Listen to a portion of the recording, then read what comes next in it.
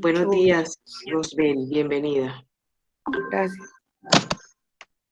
Profe, Bueno, buenos días. buenos días, Disculpe, qué Karina. pena. Igualmente, esta es mi Bueno, primera clase, ya que... espera un momentico, Karina, perdona que le interrumpa. Ok, gracias. Vamos a hacer lo mismo que en la clase pasada, vamos a dedicar un tiempo para los estudiantes que hoy apenas llegan, para que hagan su respectiva presentación ante sus compañeros y ante la docente, así como todos lo hicimos la clase pasada.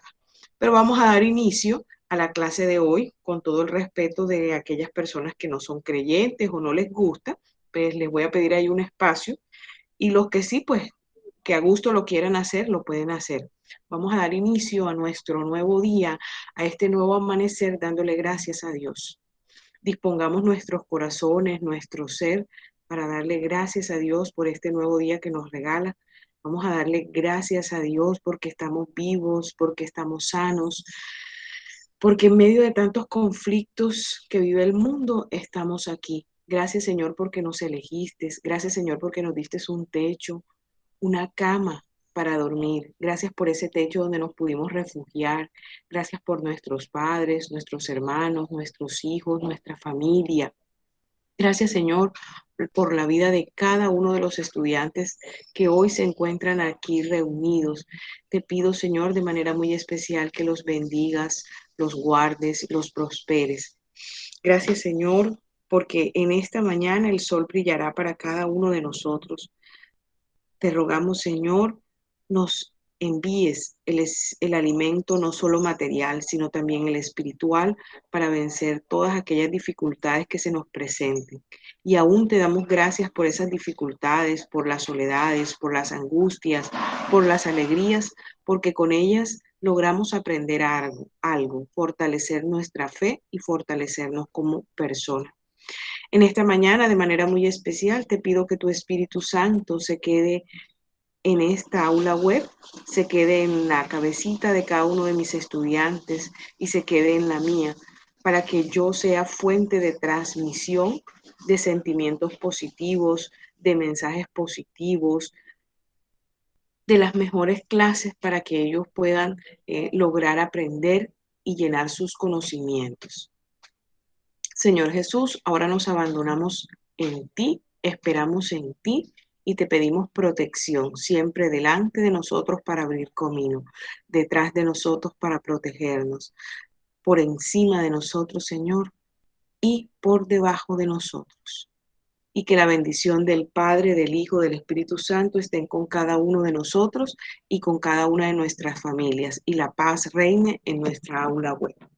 Bueno, muchachos, vamos a dar inicio. Les agradezco a las personas que hoy por primera vez están con nosotros. Enciendan las cámaras. Les felicito a Milcar, a Lina, a Gustavo y a Juan, quien han aceptado mi invitación a la mesa principal.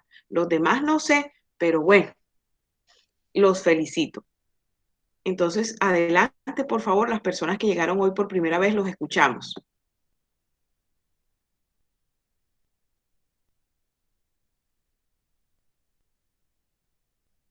Karina, a ver Níger, a ver, queremos saber cómo se llaman, qué hacen, qué semestre y qué expectativas tienen de este semestre.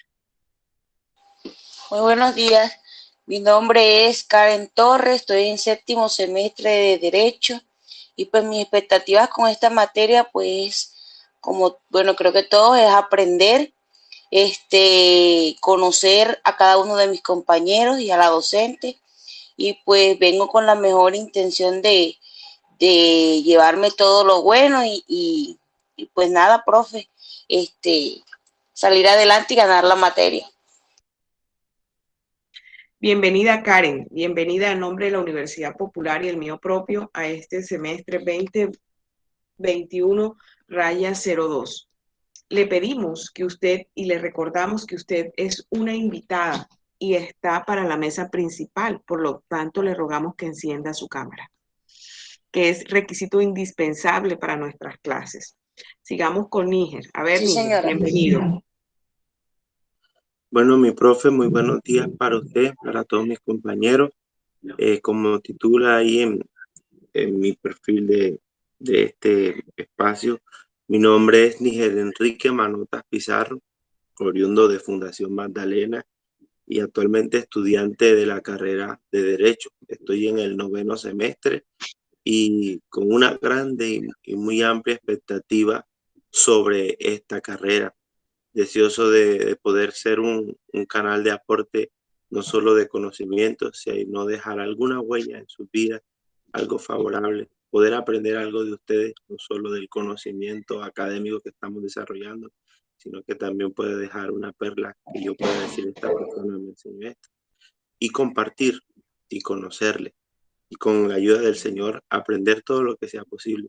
Soy una persona abierta a las ideas, soy una persona que no me complico la vida.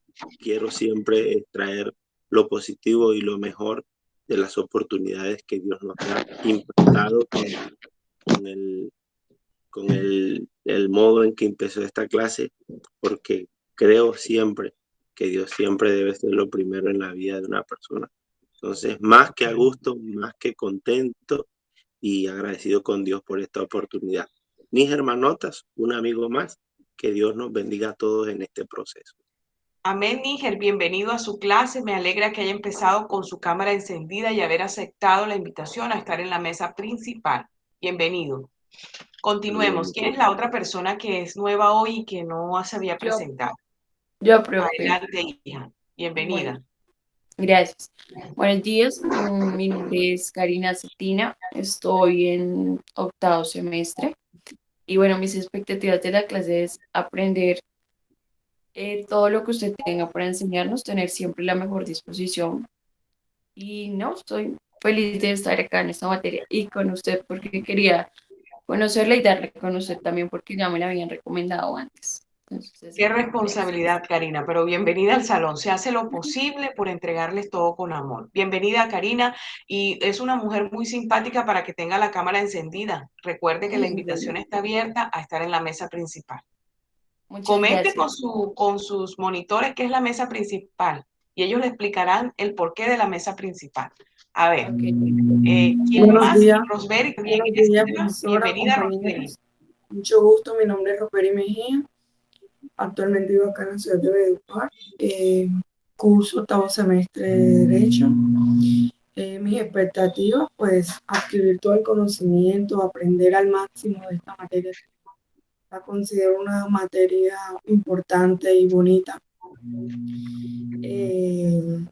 Con toda la disposición, igual como comentó mi compañera, y pues a la orden de mis compañeros también, que podamos ayudarnos. Con mucho gusto aquí estaré. Bueno, listo, bienvenida, Rosberi. Bueno, las personas que están nuevas simplemente hoy van a escuchar y ojalá se colocaran al día. De todas maneras, en el aula web quiero decirles que está el plan de asignatura, que lo socializamos en la clase pasada.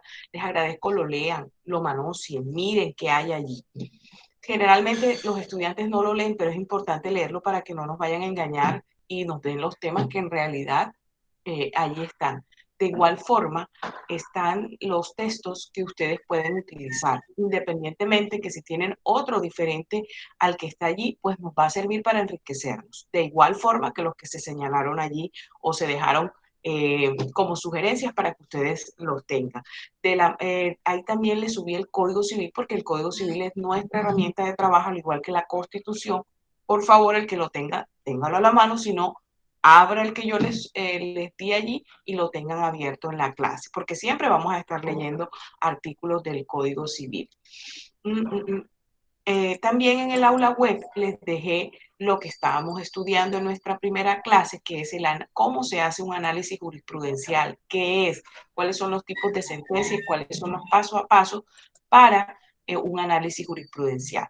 Léanlo de todas maneras para que corroboren el ejercicio que vamos a hacer en el día de hoy, que yo voy a llamar a cualquiera y cualquiera va a decir lo que trabajaron en grupo, porque eso está desde la clase pasada. Entonces yo voy a iniciar con Franklin García.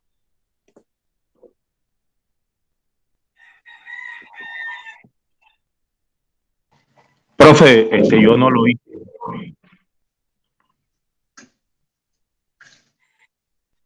Bueno, Sigamos con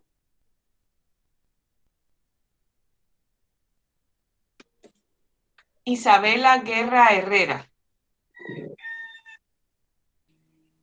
Profe, buenos días. La verdad que ahí escribieron que la clase pasada los que no asistieron no podían presentar el trabajo. ¿Y usted por qué no se usted se presentó ahora?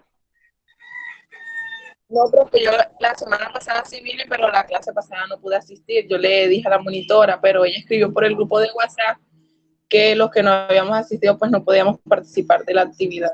Entonces por eso no. Pero es que ayer no fue la... si usted vino la clase pasada, si la clase pasada trabajamos esto. Nada, yo no vine. Yo no vine la clase pasada. El lunes no asistí. Sigamos con Juan Martínez Arias.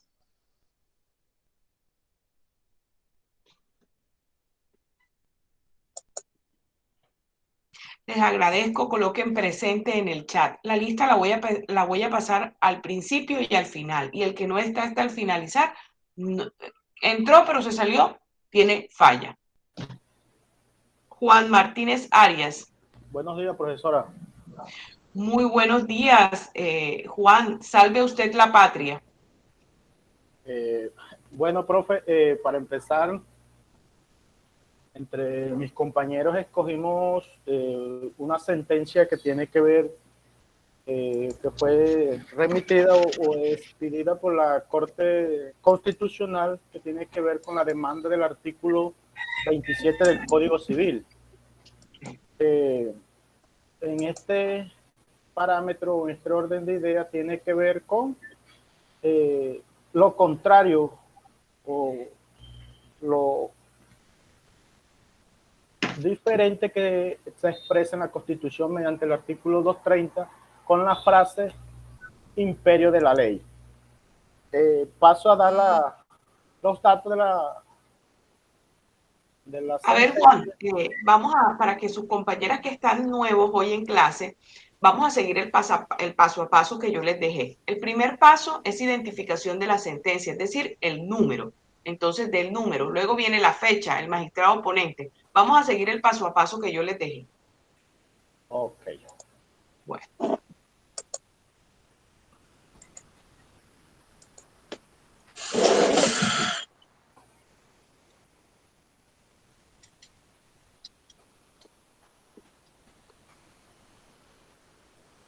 Bueno, reitero nuevamente los buenos días para todos.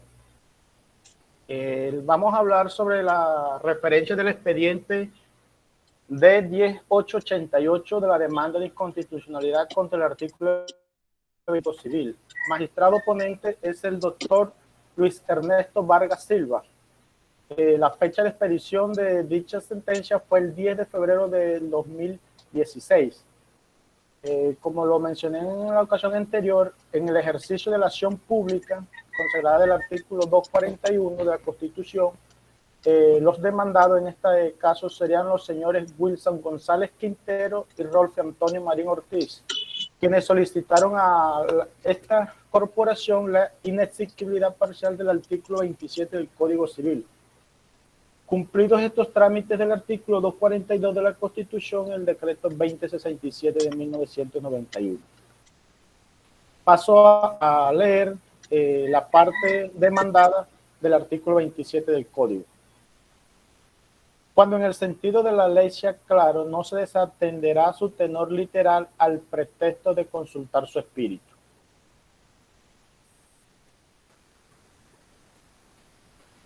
Se me está escuchando bien, ¿verdad? Sí, señor. Juan, quédate tranquilito, que si dejaras de verte o de escucharte, yo te voy a avisar. Ah, ok, listo, profesora. Te entiendo. Níger, ¿va a decir algo? ¿Que tiene la mano levantada? Sí, profesora, disculpe mi interrupción. Y al compañero que está haciendo la intervención, el paso a paso del análisis jurisprudencial, ¿hay algún documento o algo así donde lo pueda leer o analizar? En el aula web yo le subí el paso a paso del análisis jurisprudencial. Usted va a encontrar muchísimos en diferentes autores, pero tratamos de coger uno completico para que ustedes lo manejen aquí a partir de este momento. En el aula web está. Revise el aula web. Ok, Bien. profesora. Adelante, Muchísimas Juan. gracias. Bueno, Y se lo voy a mandar al grupo de WhatsApp, compañero. Gracias, compañero. Muy bien, Félix. Gracias. bueno. Dentro de la presente demanda de inconstitucionalidad tenemos un salvamento de voto que corresponde al doctor Luis Ernesto Vargas Silva. Digamos, es un voto parcial. El problema jurídico que se debate o se enunció por la Corte es el ejercicio de la acción pública consagrada en el artículo 241 de la Constitución de los ciudadanos que ya mencioné, Wilson González Quintero y Rolfe Antonio Marín Ortiz, solicitaron a la Corte que declare inexequible parcialmente el artículo 27 del Código Civil. Dentro de la sentencia, las normas jurídicas relevantes, tenemos el artículo 4 de la Constitución Política y el artículo 230, digamos, en su contexto, entre comillas, imperio por la ley, y el artículo 27 del Código Civil colombiano. Los demandantes consideran, paso a hablar sobre la demanda que interponen estas personas dentro del artículo. Los demandantes consideran que la parte acusada desconoce el principio de supremacía constitucional contenido en el artículo 4 de la Constitución, así como el artículo 230 de la norma superior en cuanto establece el principio de autonomía de los jueces en sus decisiones. Para sustentar esta conclusión plantean 5 argumentos diferentes. Bueno, el primero sería que señala la expresión sentido de la ley es particularmente ambiguo, sin que sea posible identificar una concepción específica de lo que se quiere decir con sentido. Esto más aún si se tiene en cuenta que en los sistemas jurídicos contemporáneos las normas solo pueden ser comprendidas dentro del contexto al que pertenecen, sin como lo sugiere la disposición acusada. Estas tengan un sentido propio y autónomo, que las desligue de su contexto. En ese orden de ideas, los demandantes concluyen que las normas del derecho no viven aisladas dentro del ordenamiento jurídico y los contextos donde se las usa son determinantes para especificar lo que ellas quieren decir. Incluso si una norma es clara, puede adquirir otro sentido gracias a otras normas que la iluminan en el sentido que no podrán desatenderse en el solo argumento de que resulte más claro uno de ellos al compararlo con los demás. Es el primer concepto de los que les estaba mencionando. Segundo, pues esta actuación presupone desatender dicho sentido claro y autónomo. En términos de la demanda, abro comillas, resultaría muy extraño que el intérprete, tratando de reconciliar los artículos 27 del Código Civil y de la Constitución, artículo 4, llegara a concluir que, aunque la Constitución es norma de normas, de haber una incompatibilidad entre la Constitución y una norma clara, no podrá desatenderse lo que esta última exprese de modo claro por así lo demás, así lo manda el precitado artículo 27. Y, sin embargo, este artículo 27 es tan taxativo que por regla general quienes interpretan la ley, especialmente los jueces, acatan esta disposición como una orden imperativa que no admite discusión, cuando lo cierto es que el criterio para seguir o no seguir una norma tiene que ser Constitución, debe ser la Constitución misma. Como así lo dice el artículo 230 de este texto, no podrá constreñir el actuar de los jueces, las autoridades públicas o de los particulares bajo la consabida tesis de la interpretación que se basa en la claridad de una norma como método supremo de interpretación y en menoscabo de otros métodos, que se busca el espíritu de la norma. Pasamos al siguiente punto, que es decisión. En mérito de los puestos, la Corte Constitucional, administrando justicia en nombre del pueblo y por mandato, declara exequible la expresión cuando el sentido de la ley sea claro, no se desatenderá su tenor literal a pretexto de consultar su espíritu, contenido en el artículo 27 del Código Civil. Los argumentos de la decisión. Bueno, dentro de estos argumentos, la Corte expuso o tiene 9 diferentes conceptos de diferentes entidades, como son de universidades, tanto públicas como privadas. Dentro del ministerio, tuvo también un concepto del Consejo de Estado, del Ministerio del Derecho y de la Procuraduría General de la Nación, donde de estos nuevos conceptos, 8 piden la exigibilidad del artículo que estoy dando a conocer, y solamente una de estas sigue la corriente de los demandados de declarar la inconstitucionalidad, que es la Universidad Javeriana.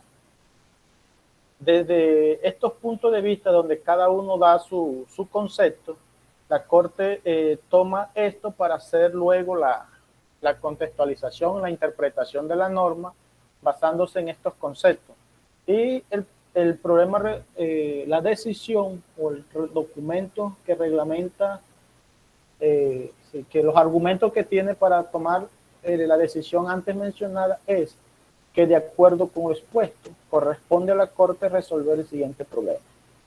Dice, es compatible la Constitución y particularmente con el principio de supremacía constitucional de que trata el artículo 4. La norma del Código Civil, al definir el método de interpretación gramatical, determina que en caso de que la disposición legal sea clara, no es permitido al interpretar desatender su tenor literal. Para resolver este asunto, la Sala adoptará la siguiente metodología. En primer lugar, definirá si existe un cargo de inconstitucionalidad apto para la adopción de un fallo de fondo.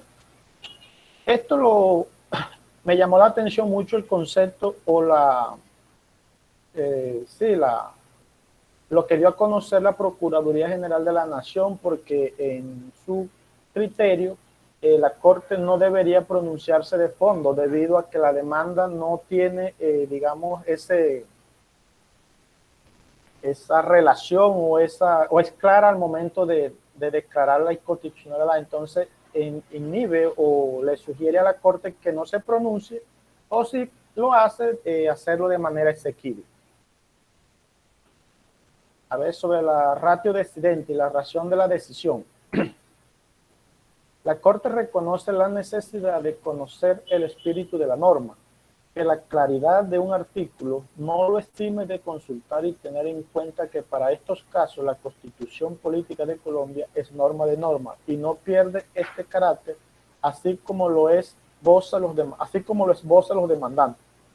Se colocan algunas apartes tenidos en cuenta para la decisión de la Corte. Primero, la Corte advierte que la formulación del problema jurídico, materia de esta decisión, se subsume en la presunta violación del principio de supremacía constitucional, cargo que también contiene la acusación que los demandantes plantean frente al artículo 230, que determina la obligación de los jueces a estar sometidos en su providencia al imperio de la ley, siendo la jurisprudencia y la doctrina criterios auxiliares de interpretación. Esto debido a que la demanda señala que el precepto acusado es contrario a dicha previsión, precisamente porque la jurisprudencia constitucional ha concluido que el concepto imperio de la ley contenido en dicha previsión también hace referencia a las normas constitucionales y no solo a las disposiciones de derecho legislado. Por lo tanto, los jueces no estarían sometidos a dicho condicionamiento cuando, a través de una aplicación estricta del aparte acusado, la norma legal se considera clara en su texto, no fuese interpretada con base en el orden constitucional, sino solo aplicaba conforme a su tenor literal y de manera aislada a dichos preceptos superiores. Tenemos un punto que dice argumentos no esenciales. Frase, bueno.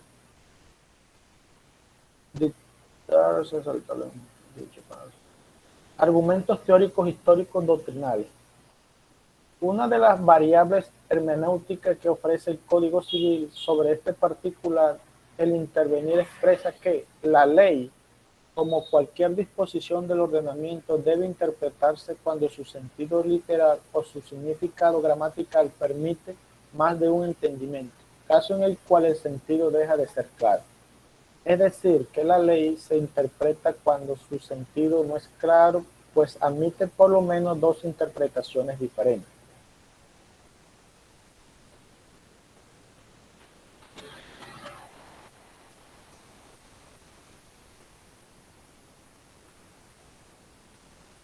Aclaraciones de voto. Del doctor Gabriel Eduardo Mendoza Martelo. Demanda de constitucionalidad contra el Código Civil frente al sentido de la ley. Aplicación del principio de acciones, entre paréntesis, aclaración de voto, demanda de constitucionalidad. Obligación de obtener el principio de legalidad no implica que al momento de aplicar la ley lo haga en posición de la Constitución. Método de interpretación jurídica, realización por jueces de conformidad con el principio de supremacía de la Constitución. El concepto que da la doctora Gloria Estela Ortiz del Delgado. Con el acostumbrado respeto de las decisiones de la Corte Constitucional, a continuación se presentan las razones que me conduce a aclarar el voto en la decisión adoptada por la mayoría de la sala plena en sesión del 10 de febrero del 2016.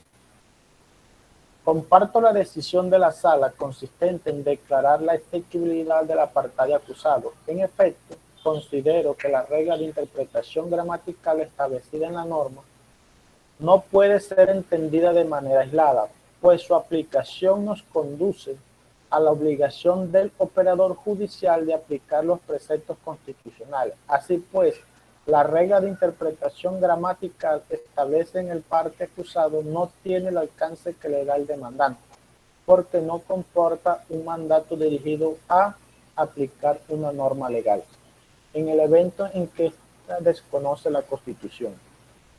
No obstante, debo puntualizar mi posición en relación con un asunto que no fue abordado en la sentencia de la referencia. Los ciudadanos fundaron su censura específicamente en que la disposición demandada transgrediría el artículo 4 superior, por cuanto... A ver, Juan, esos son los comentarios tuyos.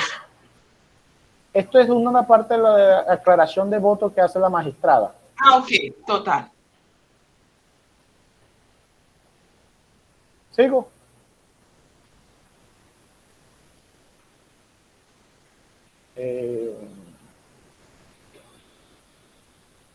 Ok. Transgredía el artículo 4 superior por cuanto el método de interpretación gramatical supone que las normas deben ser interpretadas de forma autónoma y aislada, lo que a su juicio implica que no sea posible que el intérprete judicial acuda a la excepción de inconstitucionalidad, pues esta supone desconocer el sentido literal de las palabras. En este orden de ideas, estimo pertinente destacar que el artículo 4 de la Constitución prevé un control de constitucionalidad mixto, que combina un control concentrado a cargo de la Constitución y un control difuso de constitucionalidad que implica que cualquier autoridad puede dejar de aplicar la ley u otra norma jurídica cuando advierte que ésta es contraria a la Constitución.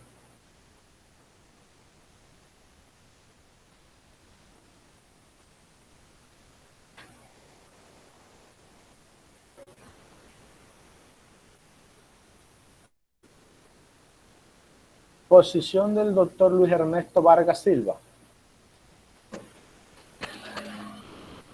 Estoy de acuerdo con la argumentación contenida en la sentencia, la cual unívocamente obliga a concluir que el método de interpretación gramatical está en todas circunstancias supeditado a la eficacia del principio de supremacía constitucional, así como el valor normativo de la Carta Política.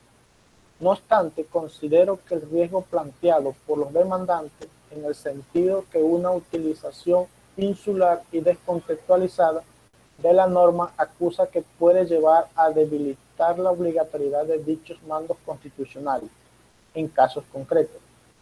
No es deslenable, por ende, como lo expuse en la ponencia original, advierto que dicho riesgo debía conjurarse a través de una declaratoria de asequibilidad condicionada al precepto demandado en el sentido que la interpretación gramatical realiza por el intérprete debe ser, en otras circunstancias, compatible con los postulados constitucionales.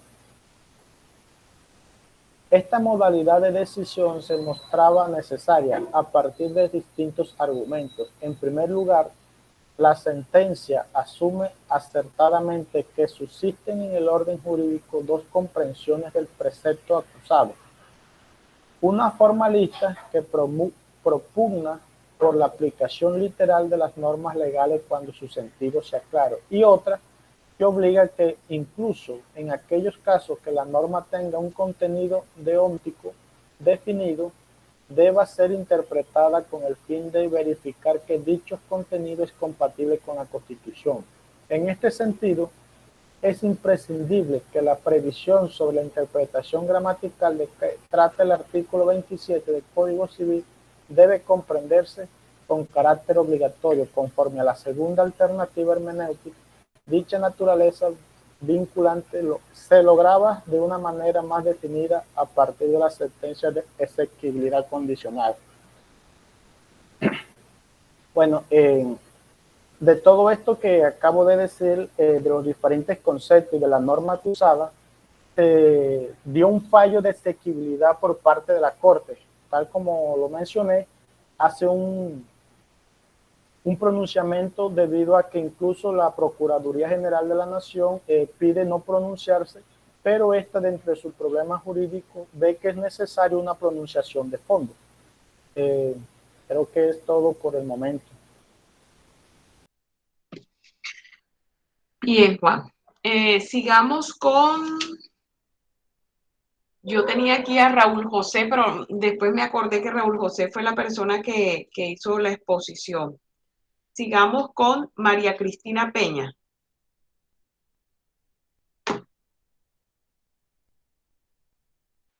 Buenos días, profe, ¿cómo está? Bueno, yo hice el análisis jurisprudencial con el compañero Andrés Castillejo. Y bueno, vamos a empezar a...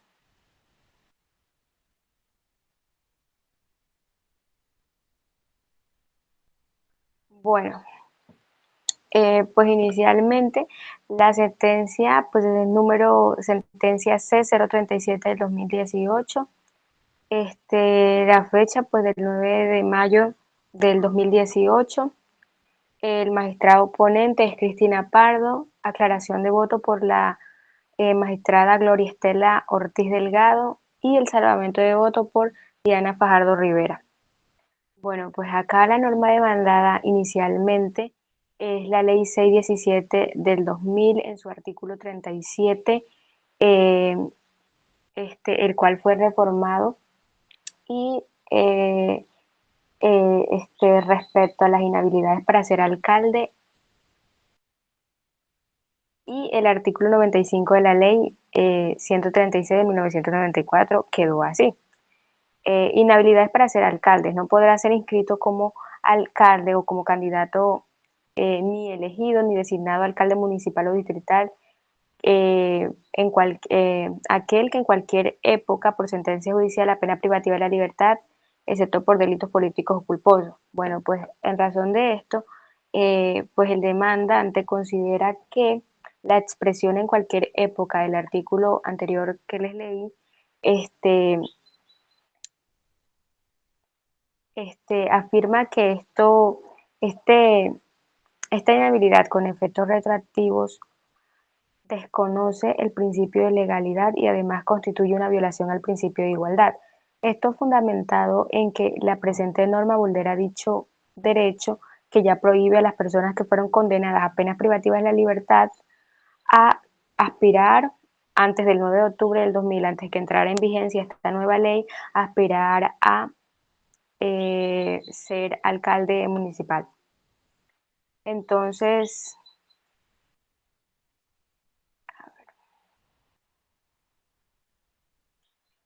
pues disculpe, lo que pasa es que tengo mucho dolor en los ojos, entonces Estoy aquí como haciendo un esfuerzo por ver.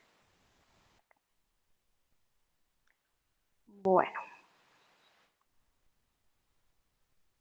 Bueno, pues acá el demandante hacía una comparación entre aquellas personas que cometieron delitos de penas privativas, que constituían una pena privativa de la libertad, en comparación de aquellos, por ejemplo, los concejales que pues, hayan perdido su investidura. Él consideraba de que había una discriminación en estas dos situaciones porque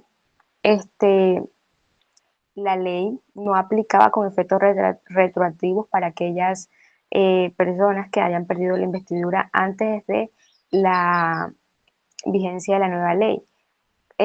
Pues en contraposición de aquellas personas privadas de la libertad que sí pues cometieron el delito antes de la entrada en vigencia de la nueva ley. Entonces, el problema acá, pues a la Corte le corresponde resolver el siguiente problema jurídico. ¿Viola el legislador los principios de legalidad y de igualdad y no discriminación al inhabilitar legalmente a una persona para ser alcalde municipal o distrital por haber sido condenados en cualquier época mediante sentencia judicial a pena privativa de la libertad, excepto por delitos políticos y culposos? Y en tanto, pues restringe los derechos al debido proceso y de acceso a cargos públicos de personas que no podían prever esa consecuencia, a diferencia de quienes quedan inhabilitados por pérdida de investidura de diputado o concejal, que solo operan a partir de la entrada en vigencia de la nueva ley. Bueno, a partir de allí, los argumentos de la Corte para dirimir esta situación o dar respuesta a ello, pues la Corte considera a manera de análisis, primero, que no deben de entenderse como pena la medida legal acusada, en razón de que este no es el fin para el cual fue creado. Al contrario, es una inhabilidad resultado de una conducta que dio lugar a que fuera condenado y privado de la libertad. Si bien la Constitución en su artículo 40, la Constitución en su artículo 40 y 85 da la posibilidad de acceder a cargos públicos y desempeñar funciones públicas sin desconocer en ningún derecho, pues sin desconocer pues ningún derecho fundamental. Pero entendemos de que no todos los derechos no son absolutos. En esta medida, en este caso, las inhabilidades deben hacerse en razón y proporcionalidad, de lo contrario serán declaradas inexequibles y no necesariamente deben de entenderse como un carácter de pena o castigo, sino como un criterio objetivo y cierto para evaluar una determinada capacidad para adelantar una determinada labor en caso de acceder a cargos públicos en razón de un criterio moralizante de la función pública. Ahora bien, la constitucionalidad de la intemporalidad, que puede tener una inhabilidad que restringe derechos políticos, fue respaldada por la jurisprudencia constitucional justamente al analizar la norma que es objeto del presente proceso constitucional a través de la sentencia C952 de 2001, la Corte estudió esa misma disposición respecto al artículo 37 de la Ley 617 del 2000 y señaló que la disposición acusada establece una regulación que persigue asegurar la transparencia en el ejercicio del cargo de alcalde municipal o distrital mediante un mecanismo que es razonable y proporcionado con el fin perseguido. Como es asegurar la idoneidad, la moralidad y la probabilidad de quienes lo desempeñan. Por otro lado, para la Corte resulta innecesario hacer un juicio de igualdad respecto a unos patrones de comparación inexistentes. Esto en razón de que según el accionante la inhabilidad para ser alcaldes, la inhabilidad por haber sido condenados a penas privativas de la libertad en cualquier época supone pues una violación al principio de igualdad, en tanto se otorga pues un trato de protección, un trato diferente a grupos de personas que deben o deberían de ser sometidas a igual trato y protección por la ley, esto según el demandante. Pero para el legislador lo anterior resulta desproporcionado en razón de que no resulta pues sensato poner en un mismo plano de igualdad a aquellos que hubieran sido condenados a penas privativas de la libertad por delitos políticos o culposo con aquellos diputados o concejales que hubieran pues perdido su investidura sin desconocer que ambos son sujetos de conductas jurídicamente reprochables. Sin embargo, no luce acertado medir con un mismo rasero a quienes han sido merecedores de una sanción que restringe su preciado derecho fundamental a la libertad, por ejemplo, pues habiendo incurrido en un homicidio o en un fraude procesal, con aquel diputado o concejal que ha perdido su investidura, por, digamos, pues no haber tomado posesión del cargo dentro de los 3 días siguientes a la fecha de instalación de la Asamblea de Consejos. Entonces, las causales de pérdida de investidura de diputado o concejal no son instituciones que puedan ser igualmente comparables a la imposición de una pena privativa de la libertad, mientras que en el segundo caso, la persona tiene que haber sido vencida en un juicio de carácter penal pleno de garantías para la persona que es indicada de cometer un delito. El proceso de pérdida de investidura no es de carácter penal y tiene una preocupación mayor en la protección del riesgo del daño a lo público que en la de una retribución sancionatoria precisa por la comisión de un gravísimo acto. A continuación, mi compañero Andrés le va pues va a continuar. Oh, termine usted, a ver, termine usted. Ajá, Déjeme, bueno. Andrés Felipe, tranquilo, que para otra cosa lo ocuparé. Es usted. Ok, profe. Bueno, pues continuamos con la ratio decidendi o las conclusiones acá, la razón de la decisión. Y acá la Corte tuvo en cuenta el principio de legalidad y la intemporalidad de la norma para tomar la decisión, además de la implicación misma de las inhabilidades, como señala en la sentencia. No tiene la intención de castigar nuevamente a las personas que cometen delitos, sino de asegurar la probidad y moralidad de los cargos públicos. La Corte además consideró que las pretensiones del demandante no están fundamentadas para tratar a personas, en condición de iguales, pues no es sensato poner en un mismo plano de igualdad a aquellos que hubieran sido condenados a pena privativa de libertad por delitos no políticos o culposos con aquellos diputados o concejales que hubieran perdido su investidura, pues está contemplada esta inhabilidad para proteger el ejercicio de la función pública y sus más esenciales valores y principios, no está de más. Ahora, pues, a manera de comentario, pues la decisión de la Corte fue coherente con los principios de legalidad e igualdad y es relevante si lo que se quiere es que las personas con la mayor probidad y moralidad posibles ocupen cargos públicos. La pretensión pues del demandante implicaba un trato de igualdad con funcionarios que habían perdido su investidura respecto de aquellas personas que hubieran pues cumplido una condena privativa de la libertad, desconociendo que una persona que aspire a ser alcalde le deben de ser exigidas las mismas condiciones, le deben pues exigir las mismas condiciones que además no son solamente exigidas para los alcaldes, sino también para los cargos de presidente y de congresista, por lo cual pues resulta desproporcionado su pretensión, pues no es sensato, como anteriormente se manifestó en la sentencia, poner en un mismo plano de igualdad a estos dos grupos de personas, si se puede decir así. Entonces, pues bueno, profe, ya esto. Bueno, Profe, continuemos. ¿Sí? buenos días. ¿Qué tal? Yo soy Andrés Castillejo. Perdona que no tenga la cámara, pero estoy en el computador que no la tiene. En un rato me voy a pasar el teléfono.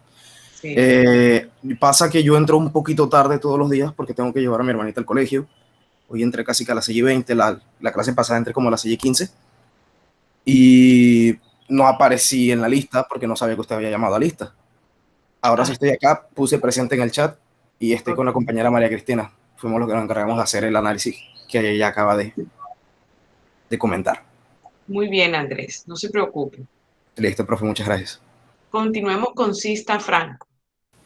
Profe, disculpe, yo le había dejado un mensaje en el chat para hacerle el comentario de que cuando realicé el trabajo fue con los compañeros Lina María Álvarez, Carolina Díaz, Félix, Rafael Ruiz. Entonces, como no lo comenté en el momento indicado, de pronto para que los tenga en cuenta. Tranquilo.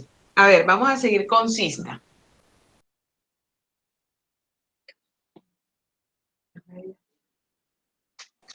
Buenos días, profe. Buenos días, Sista. Te escucho, Sista. A ver. Profe, la clase pasada no pude asistir. Le comenté a la monitora que no tenía wifi, me dijo que no podía participar, entonces no participaré. Espero me dé la oportunidad de participar en otra actividad. A ver. Sigamos con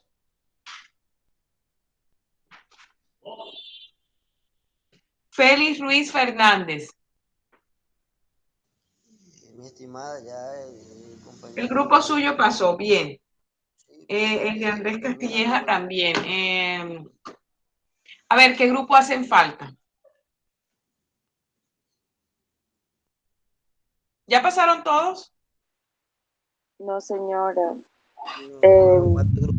Faltando el del señor Gustavo y el mío. Bueno, entonces, escuchemos al señor Gustavo. ¿Y quién hace parte de su grupo, Yendi? Argénida, Carol, Juliana y Raúl Pirela, mi persona. Bueno, entonces pasa a Argénida. Adelante, señor Gustavo. Gracias, profesora. Buenos días, compañeros. Buenos días, doctora. Yo escogí la sentencia C-104-93. Es una sentencia que salió en honor a un magistrado muy importante. Es corta, pero es importante. Este magistrado fue una persona muy distinguida en la Corte de Constitución, falleció, y esta sentencia dice que salió en honor a él. Voy a Señor Gustavo, perdone que le interrumpa, hable fuerte porque casi no se le escucha. Sí, señora. Es que estoy hablando por el celular y voy a presentar por el computador, ¿sí? Un segundito para ver si se ve bien la presentación.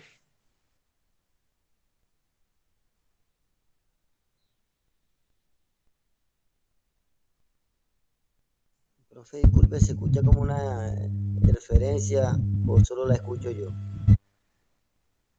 No, creo que también yo también escucho una interferencia. No, yo no. Yo también escucho una interferencia. Ya pueden ver Sí, claro, compañero.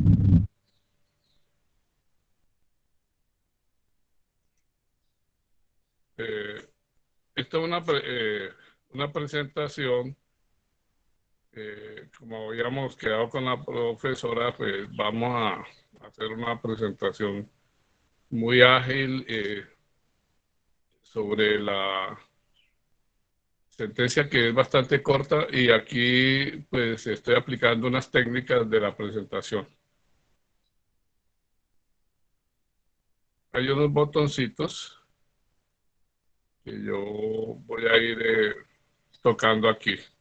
Bueno, entonces se trata de la sentencia C-104-93.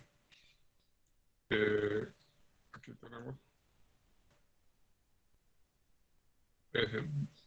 ¿Están viendo? Perdón. No. Sí, compañero. Sí, señor Gustavo. Señor Gustavo, sí, muy creativa la diapositiva, me gusta mucho, excelente. No se preocupe, que si dejara de verse o dejara de escucharse, yo le aviso. Entonces, continúe tranquilo. Bueno, el número de la sentencia es el C-104-93. Se trata del derecho de acceso a la administración de justicia. Como tipo de sentencia tenemos que es una sentencia de control de constitucionalidad. La norma acusada fueron los incisos primero y segundo del artículo 130 del Código Contencioso Administrativo, reformados por el artículo 21 del decreto 2304 del 89. La fecha de la sentencia fue marzo 11 de 1993. Una pequeña síntesis de la norma acusada dice que los incisos primero y segundo del artículo 21 del decreto 2304 del 89 son que habrá recurso de súplica ante la Sala Plena de lo Contencioso Administrativo, excluidos los consejos de la Sala que profirió la decisión contra los autos interlocutorios o las sentencias proferidas por las secciones cuando, sin la aprobación de la Sala Plena, se acoja doctrina contraria a la jurisprudencia de la Corporación. El siguiente inciso dice que en el evento en que se interponga el recurso, se indicará en forma precisa la providencia en donde conste la jurisprudencia que se repute contrariada. El recurso podrá interponerse entre los 5 días siguientes al de la notificación del auto o de la sentencia.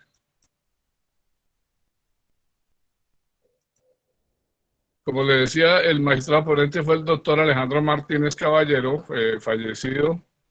Él fue el ponente en ese momento, también fue sustanciador, era el miembro del órgano jurisdiccional colegiado encargado de realizar las gestiones directas relacionadas con la sentencia que se tocó ahí. No hubo magistrados que hicieran salvamento de voto. Igualmente no hubo magistrados con aclaración de voto. La parte actora fue la señora Rocío Mercedes Araujo Oñate. Y vamos entonces ahora a los hechos o elementos fácticos. Bueno, dice, el ataque de inconstitucionalidad formulado por la ciudadana Rocío Mercedes Araujo Oñate se fundamenta en la violación del artículo 230 de la Carta por parte de los incisos primero y segundo del artículo 21, decreto 2304, que les acabé de leer. Ello por cuanto, al sentir de la actora, el artículo 230 de la Constitución establece que los jueces en sus providencias solo están sometidos al imperio de la ley. Está más o menos relacionado con lo que trató el compañero Juan Martínez al principio de la clase. Están sometidos al imperio de la ley y la equidad, la jurisprudencia, los principios generales del derecho y la doctrina son criterios auxiliares de la actividad judicial, por lo tanto, ninguna decisión judicial puede fundarse en ellos, sino solamente en la ley. En consecuencia, afirma la doctora Araujo Oñate, ninguna jurisprudencia es obligatoria de suerte que si una decisión la desconoce, no debe ser recurrida.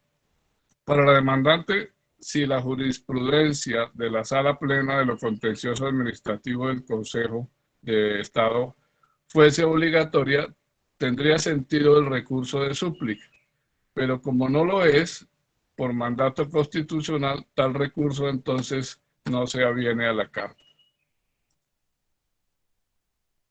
Por último, vamos a ver las consideraciones de la Corte, el obiter dictum, ratio decidendi y el decisum, de una manera resumida.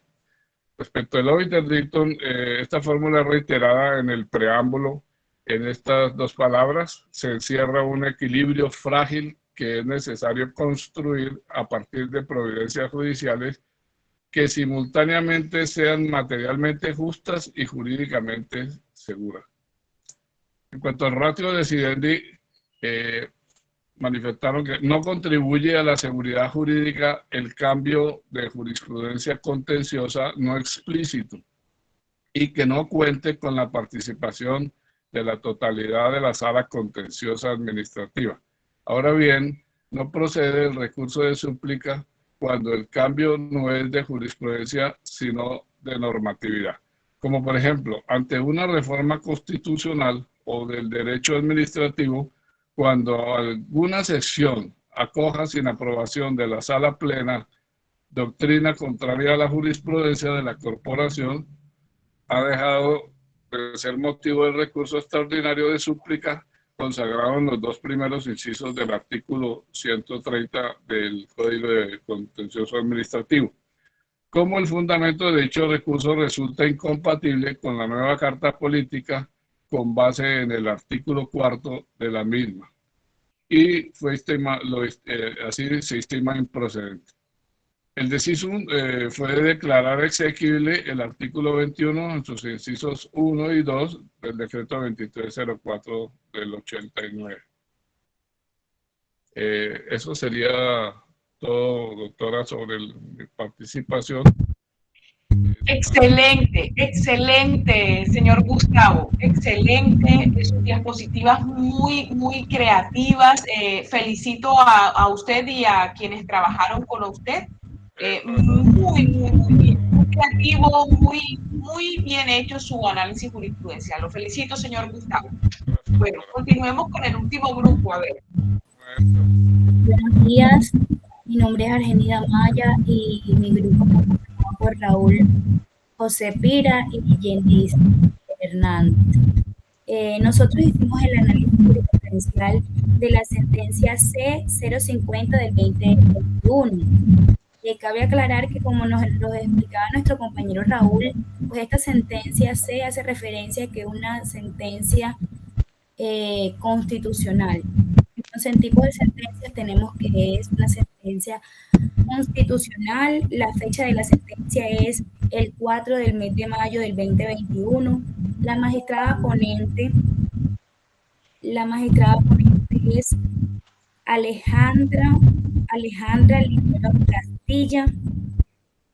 El demandante es la señora Dora Edilma Bernal Pérez, y el demandado pues es, o sea, el objeto a lo que se está acusando es la norma 1955 del 2019.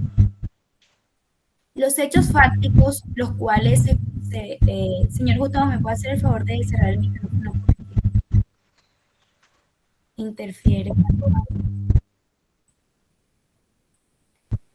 Bueno, entonces con respecto a la norma demandada, está, que es la norma 1955 del 2019 en su artículo 196, señalando que esta norma es una norma que no tiene en cuenta el principio de igualdad. Problema jurídico que enuncia pues la Corte.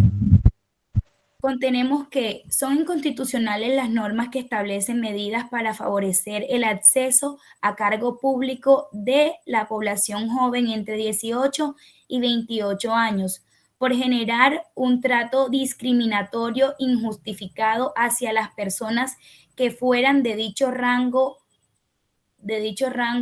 etario en desmero del derecho al trabajo y del acceso al desempleo de función y cargo público de esta última. Es inconstitucional la norma que prioriza a los jóvenes que han estado bajo custodia y protección del Sistema Nacional del Bienestar Familiar en la aplicación de las medidas previstas para favorecer el acceso de la población juvenil a empleos públicos por comportar un trato discriminatorio injustificado hacia los jóvenes que en su infancia y adolescencia no requieren de la atención de dicho sistema. La decisión que adoptó la Corte puede declarar exequible pues el artículo 196 de la Ley 1955 del 2019, ya que no haya en ella ningún rasgo de discriminación e incluso abre paso a nuevas oportunidades para personas que anteriormente estaban de alguna manera renegadas, pues no se les tenía en cuenta. El argumento de la decisión de la Corte pues está basado en que, si bien es cierto el artículo 196 de la Ley 1955 del 2019, así como favorece pues a los jóvenes entre 18 y 28 años, también limita el derecho a trabajar y el acceso al desempleo de funciones y cargos públicos de las personas por fuera de dicho rango hectario. Esto A ver, no Argénida, ¿usted leyó la sentencia? Sí. Bueno, a mí me gustaría que usted me explicara, porque ¿qué hacemos leyendo? Pasamos el documento y cada quien lo lee. Entonces, explíqueme. Bueno, la decisión fue que el carro se tiró del 7º piso y lo recogió la policía. Listo. Bueno, la ratio decidendi de esta sentencia, pues consta de que esta norma la declara exequible, ya que no haya en ella ningún rasgo de inconstitucionalidad, puesto que presenta más bien rasgos de inclusión, pluralismo, de los cuales habla nuestra constitución política, ya que estamos hablando de una población a la cual no se tenía en cuenta y se le está dando la oportunidad de pues acceder a la administración como funcionarios, y que para esto está el beneficio de que anteriormente, para que uno pudiese trabajar, necesitaba pues cierta experiencia, cierta edad. No es que se esté excluyendo a los que no hagan parte pues de este rango de edad, sino que se les está abriendo paso y se les está dando la oportunidad a aquellos quienes no las tenían, puesto que solamente en cada empresa es necesario que haya un 10% de mano de obra juvenil, que no tenga pues la necesidad de la experiencia como razón de admitirlos pues en el empleo. Entonces, pues, esa fue la conclusión que declara la Corte, y pues ante ello, pues nosotros decidimos comentar que nos encontramos muy de acuerdo con este artículo de la Ley 1955 del 2019, pues abrió campo a una población que tenía dificultad para el ingreso, pues, a actividades laborales de carreras administrativas. Entonces es como una nueva oportunidad para nosotros los jóvenes para poder, pues desde muy temprana edad, adquirir una experiencia, contar con una remuneración que realmente es necesaria y poder tener la oportunidad de estar en estos escenarios. Muy oportuna y muy inclusiva la norma, sin renegar a la población que no está en el rango, porque es que a ellos no se les está cerrando las puertas, simplemente se les está abriendo la oportunidad a los jóvenes, pero no se está exigiendo que el 50%, que sería la mitad de los trabajadores de una empresa, sean jóvenes, sino un 10%, que ni siquiera hace referencia a una cuarta parte de lo que serían los empleados de una empresa. Entonces, pues, este fue el análisis jurisprudencial. Cabe aclarar que no hubo, pues, aclaramiento de voto y que no hubo voto.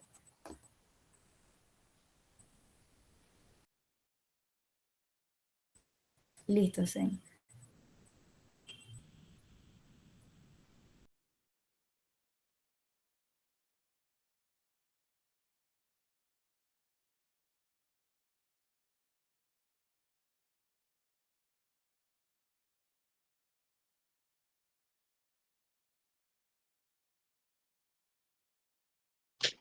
Bueno, este es el último grupo que escuchamos. Espero y aspiro que les haya quedado claro cómo se hace un análisis jurisprudencial. Y siempre que trabajemos, lo vamos a hacer de esa forma. Felicito a los grupos que de una u otra forma trataron de ser diferentes y que se tomaron el espacio y el tiempo para hacer las diapositivas, porque sé que eso le quita tiempo a uno. De ahora en adelante nosotros no tenemos por qué leer, porque si usted ya leyó, ¿usted por qué tiene que leer aquí? Si usted tiene la capacidad de resumir, de hacer su lectura crítica, y usted puede sacar los puntos importantes. Ok, que de pronto habrá fechas, artículos, normas que no tenemos la capacidad de hacerlo, porque les juro que a mí también, yo pasa el tiempo y yo no preciso los artículos, soy muy mala para eso, como hay mucha gente que sí tiene eso, pero de aquí en adelante no quiero ver a ninguno leyendo, porque cuando usted esté allá ante el juez, usted no puede leer. ¿sí? Usted tiene que tener ya su argumento y muchas veces nos cogen así, vean, de sorpresa y entonces tenemos que haber estudiado el caso para que nosotros nos podamos defender, porque muchas veces nos dicen, a ver, contra esta decisión cabe un recurso y usted le toca interponer el recurso y entonces usted se quedó mudo, perdió el negocio, ¿sí? Entonces tenemos que prepararnos en el tema que nosotros estemos trabajando o la actividad que estemos haciendo. Al finalizar la clase, le voy a pedir el favor al señor Gustavo Murillo, al joven Raúl José y a la joven María Cristina Peña y a una niña que el nombre no lo preciso, no me lo logré grabar, de las nuevas que entraron, que tenía un chalequito rosadito, acento del interior. Yo, profe. Cetina. Dígame. Bueno, al finalizar la clase, por favor, se van a quedar. ¿Listo? Ok, listo, sí, señora, claro. Listo, profesora. Entonces nosotros ahora vamos a entrar en materia de lo que ya nosotros tenemos que estudiar, porque resulta que cuando nosotros queremos conocer de algo o de alguien, nosotros tenemos que saber qué es. Sí, nosotros estamos en Derecho Civil Familia, pero ¿qué es eso de Derecho Civil Familia? ¿Cómo se hace? ¿Cómo se hizo? ¿Qué pasa con eso? Así como el primer día de clase nos presentamos, dijimos quiénes éramos, dijimos qué hacíamos, qué expectativas teníamos y ustedes también escucharon quién era la profesora Eliana y de pronto ya vimos visible de manera de imagen fotográfica quién es Amílcar, quién es Isabela, ya vamos distinguiendo, ¿verdad? Y con la medida en que prendamos las cámaras, nos vamos a conocer aún más y nos vamos a relacionar mucho más. Y como dijo el compañero nuevo que llegó hoy, Fragoso, en el cual decía que él tenía la expectativa de venir a compartir. Entonces, para nosotros poder compartir, tenemos que encender la cámara, porque yo como voy a compartir con alguien que tiene allá una R y que tiene una blusa de rayas en la fotografía y es una cosa negra y la veo allá lejos, no sé quién es. Sé que hay una R ahí, pero diferente es cuando yo veo a Juan. Ay, Juan tiene el uniforme de qué, de Confacesar. ¿De qué es el uniforme que tiene Juan? No, profe, yo trabajo en una IPS, entonces las clases pasadas me tocó salirme anticipado porque no había acordado con mi empleador el tema del horario. Ya ahora sí, entonces ya ahorita 10 minuticos debo salir. Sí, correcto. Muy bien, entonces miren que él ya yo lo voy a distinguir, el que por lo menos si no me sé el nombre de Juan, digo el de la IPS, allá está don Gustavo Murillo, que es un señor allá, el pater family de nuestro grupo, entonces nos vamos relacionando. Así nosotros tenemos que saber qué es el derecho civil familia. A mí me gustaría que Karina me dijera para usted qué es el derecho civil familia, ¿cómo lo puede definir? Bueno, para mí sería aquel que entra a regular todo lo referente, valga la redundancia, a la familia, ¿sí? Si, por decir, si una persona llega a nosotros con un problema de familia, bueno, ya nosotros tenemos la capacidad de decirle, bueno, usted lo que tiene que ir es a resolver su problema de familia en tal lugar. Para mí sería eso. No sé si estoy equivocado o no sé. Bien.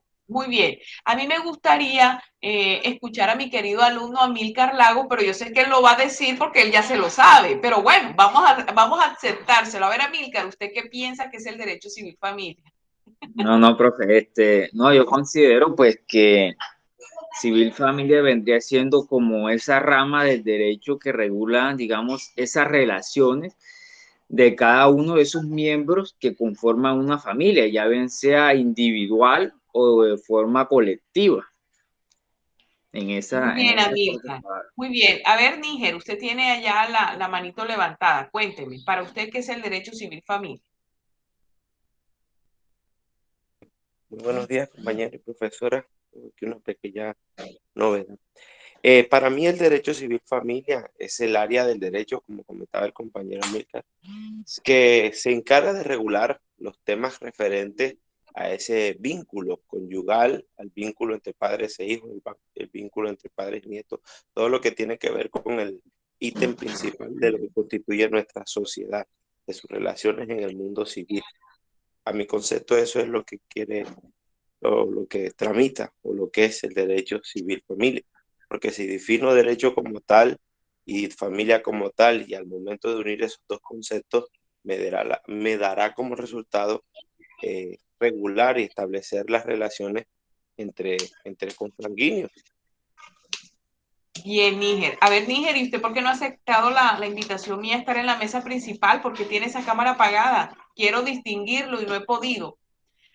Profe, lo que pasa es que tuve un pequeño accidente. Hoy mi esposa va a viajar y estaba ahí haciendo un café y me he pegado una resbalada y me quemé el pecho.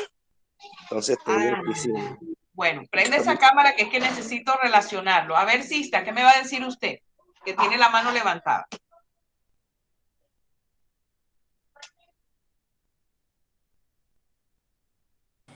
Profe, buenos días. Disculpe que tarde en contestar. Me voy a desconectar del PC porque no tiene micrófono.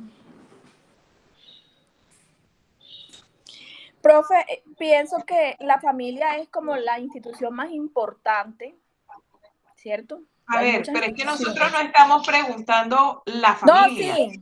Lo que le quiero decir, profe, es que el derecho civil familia se encarga de regular, porque si bien es cierto, hay unos derechos, pero también hay unas obligaciones. Entonces siento que ese derecho familia es el que se encarga de regular esa relación. Muy bien, Sista. Entonces, muchachos, nosotros recogiendo las ideas que ustedes dicen, podemos sintetizar diciendo que el derecho civil familia, ojo, derecho civil familia es el conjunto de normas sustanciales y procedimentales que rigen y regulan la constitución, la organización y la disolución de la familia o grupo familiar en sus aspectos tanto personales como patrimoniales, porque ya van a ver cómo dentro de la familia no solo es el vínculo consanguíneo, no solo es el vínculo civil, no solo es el vínculo afectivo, no es solo esos vínculos, sino que también se construye un patrimonio.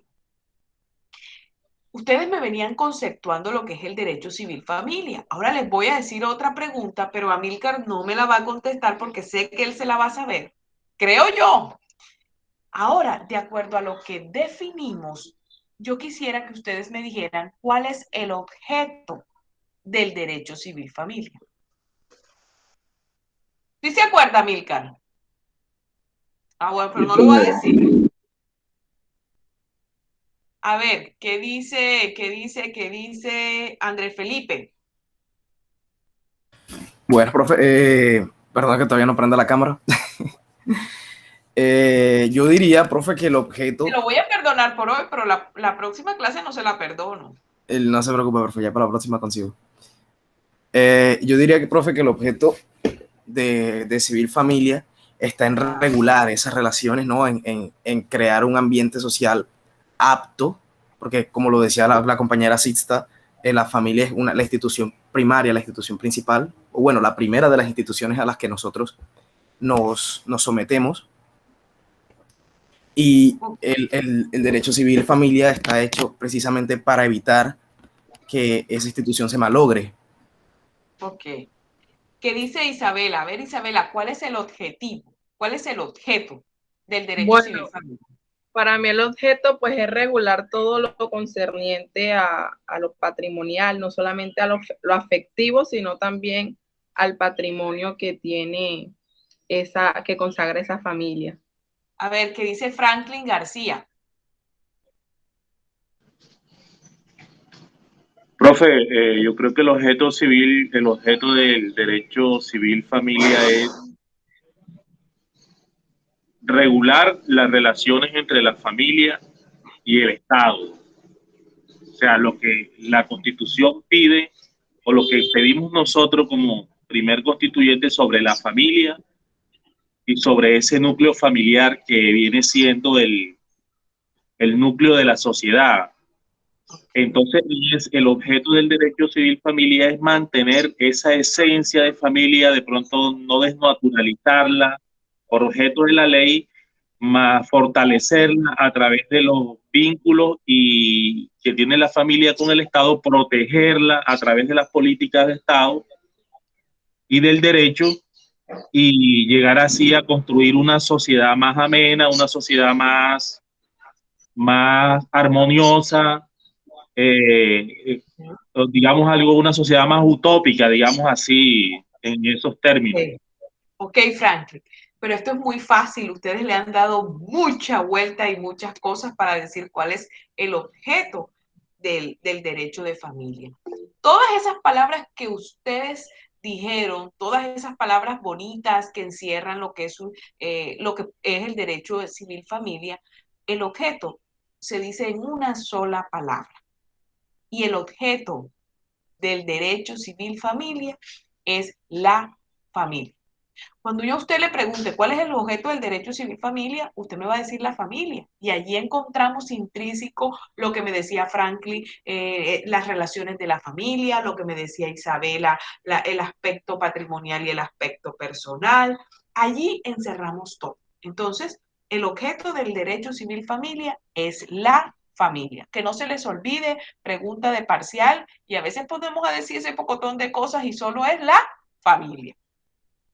El derecho civil familia también tiene unas características, como yo podría decir, es el muchacho que siempre llega, que está conectado es por el celular porque el cuadrito es más chiquito, el cuadrito de la pantalla es más chiquito, siempre se coloca así, tiene gafas, siempre está con buzo, parece que no estuviera en Valledupar, sino en otro lugar porque tiene mucho frío, no sabemos si es Pueblo Bello o si es Bogotá, se sonríe, participa, mejor dicho que la profesora está feliz porque es el que más habla en la clase y llegó hoy apenas, pero resulta que, mire, esas son las características de Franklin, ¿verdad? El derecho civil familia también tiene sus características propias. ¿Y cuáles son esas características? Primera característica, que sus normas son de orden público, es decir, son imperativas e indisponibles.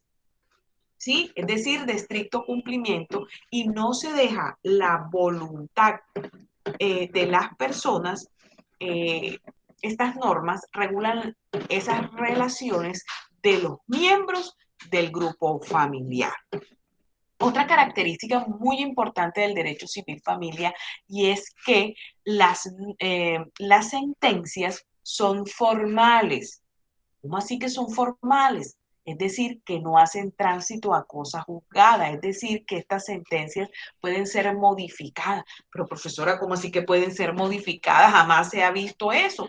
Pues en derecho civil familia las sentencias pueden ser modificadas a petición de parte. No son oficiosas, sino a petición de parte.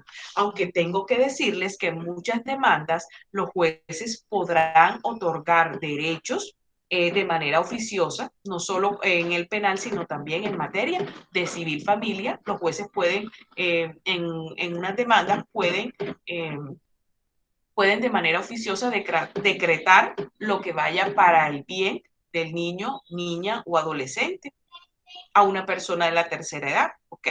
Ustedes saben que estos son los miembros que tienen una calidad especial dentro de la Constitución política. Entonces tenemos que la sentencia puede ser modificada, pero ustedes me dirán, pero ¿cómo así, profesora, que puede ser modificada a petición de parte? Pues resulta que Andrés Felipe contrajo matrimonio con Isabela Guerra, y de esta unión matrimonial nació Amílcar, Karina y Juan. Pero resulta que el señor Andrés dice que está locamente enamorado de otra mujer y él se va con Sista. Sista es una mujer mona, simpática, entonces él dejó a Isabela. Pero resulta que Isabela no trabaja, ella se ha dedicado a cuidar a sus 3 hijos y no hay cómo mantenerlos. Ella a veces hace día de planchas, día de eso, pero no da para sostener nada. Entonces, pero Andrés Felipe resulta que es el gerente de la DPA, donde se está ganando 10 millones de pesos. Y viene Isabela y lo demanda por alimentos. Se imaginan que el juez le asignó una cuota del 30%. ¿Y cuánto es el 30% de 10 millones? 3 millones. 3 millones de pesos. Entonces, la cuota alimentaria para sus hijos, 3 millones. Pues los hijos están en el ¿qué será aquí? En la sierra. Entonces, ella con los 3 millones se va a bandear y resulta que Andrés Felipe lo despiden de la DPA, porque resulta que la DPA cambió de dueño y resulta que sacaron a André Felipe. André Felipe entonces empieza a trabajar en Concel y allí lo que gana es 1.500.000 pesos. Entonces ya él ni siquiera está ganando la cuota que estaba ganando su salario ya no es el mismo, su capacidad económica cambió. Entonces André Felipe iniciará ante el mismo juez, dentro del mismo proceso de alimentos que le fijó la cuota del 30%, iniciará un proceso de disminución de cuota alimentaria, demostrando que su capacidad económica cambió y que se requiere que se disminuya la cuota porque ya no tiene esa capacidad económica. Entonces ven ahí cómo la sentencia se modifica, allí la sentencia cambia. De igual forma, cuando aquel papá que ganaba 1.500.000, pero que posteriormente su salario subió a 7 millones de pesos y entonces él ahí solicita, no, es que la mamá solicita, no, es que ya él tiene una mejor capacidad económica, la demuestra y pide un aumento de cuota alimentaria a petición de partes. Entonces vemos cómo esa sentencia va a cambiar, va a variar. Inclusive, muchas veces, no, es que el hijo, nosotros sabemos decir eso, es que el hijo tiene derecho hasta los 23 años si está estudiando y mostramos la certificación, pero resulta que pasaron los 18 años de Amílcar y don Amílcar se ha dedicado a vagancia y compañía, no estudia, no hace nada y todavía el pobre señor allá está embargado porque Amílcar no hace nada. Ese señor puede solicitar que se le suprima esa cuota, ¿sí? ¿Por qué? Porque Amílcar ya llegó a la mayoría de edad y puede sostenerse por sí solo y ante todo porque no está estudiando. Entonces, miren cómo las sentencias a petición de parte pueden ser modificadas en materia de familia. Muy bien. Otra característica es que la autonomía de la voluntad es restringida, pues para hacer cualquier modificación o para hacer cualquier situación que extinga algo dentro del grupo familiar, debe siempre recurrirse a un juez de familia. Es como cuando X y Y contraen matrimonio, de ese matrimonio feliz nacen 2 hijos, pero vamos a ver que ya cuando están en el 10º no se soportan porque es que el señor tiene una pecueca impresionante. Y ya la mujer dijo, no más, se cansó del señor y ella le decía. Entonces, ¿qué pasó? Que deciden terminar eso, pero eso no se puede terminar así. ¿Qué tienen que hacer? Recurrir ante el juez para disolver ese matrimonio y iniciar un proceso de divorcio. ¿Ven? Perdone, profe. Sí. Usted utilizó una expresión, la autonomía de la voluntad es que, perdón, que no le alcancé a escuchar. Restringida.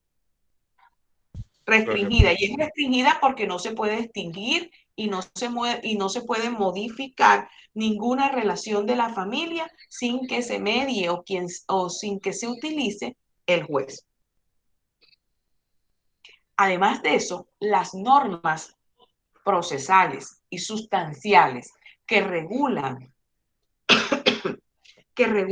el derecho civil están encargadas de regular o de administrar la comunidad familiar, el grupo familiar. ¿Listo? Entonces miren que ya conocemos algo más, conocemos la definición, el objeto, por qué se caracteriza el derecho docente. Ya le doy la palabra. Tengo que decirles que muchos textos y muchos autores dicen que el derecho civil familia es del privado y otros dicen que es de orden público. Sí, ¿quién dijo docente? Escucho. No era para que me repitiera la última característica que se me entrecortó y no. Las normas del derecho civil familia regulan el grupo familiar. Están dedicadas para regular el grupo familiar. Eso. Ustedes cuando estuvieron en introducción al derecho, ustedes hablaron o han escuchado o recuerdan las fuentes del derecho. ¿Sí recuerdan las fuentes del derecho? A ver, Carola Díaz, ¿se acuerda de las fuentes del derecho? Carola. Y Carola sí vino porque estuvo primero que yo, la felicito. A ver, Carola, o ya se fue, o se acostó a dormir. Aquí está.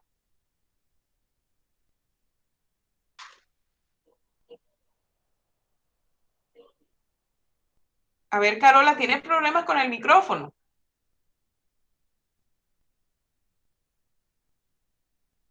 Bueno, vamos a escuchar a Félix. Aquí hay alguien que tiene el nombre de Félix. Ok, doctora. A ver, Félix, ¿usted se acuerda de las fuentes del derecho? ¿Sí las recuerda? La doctrina, la jurisprudencia. Doctora, aquí estoy. Es que no encontraba el micrófono. Ya, deje que Félix termine y le doy la palabra a usted. No ¿Listo, recuerdo Félix? más la doctrina, la jurisprudencia. Bueno, entonces sigamos con Carola. A ver, Carola, ¿usted se acuerda de las fuentes derecho?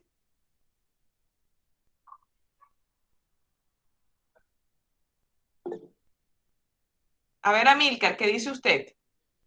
Bueno, profe, hay fuentes formales y fuentes materiales, de los cuales las fuentes formales está la costumbre, la jurisprudencia, la doctrina, la ley.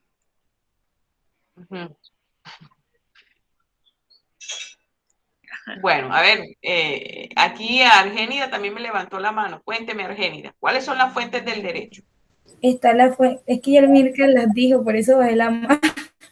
Ah, ya las dijo, usted está de acuerdo. Bueno, tenemos, para que recordemos, las fuentes, las fuentes del derecho pueden Ay, ser doctora, aquí fuentes estoy, es que este micrófono me falla.